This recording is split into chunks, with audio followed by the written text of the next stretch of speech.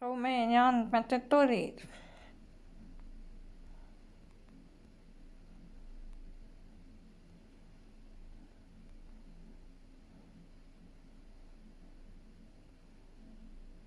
Üheksakümmend 7 surma, nendes 60 meest ja 37 naist.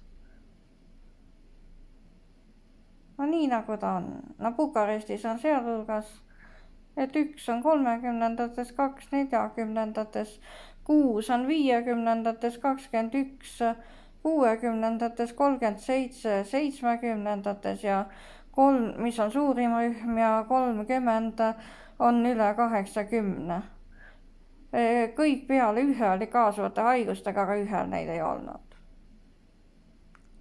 No haigla on stabiliseerunud 7922, intensiiv natukene vähenes 1002.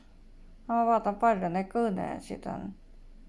Kõnede hulk on jälle üsna suur, 2712. Nii et see tüvi siiski väga palju nõrgenenud ei ole. No lapsi ei ole võtnud, aga nad avavad koolid veebruari alla, sest no eks siis näha ole umbes 2 nädala jooksul. Kas hakkab pihta nagu seal sügisel või mitte. Bulgaarias 1 roaks langes juba, nii et.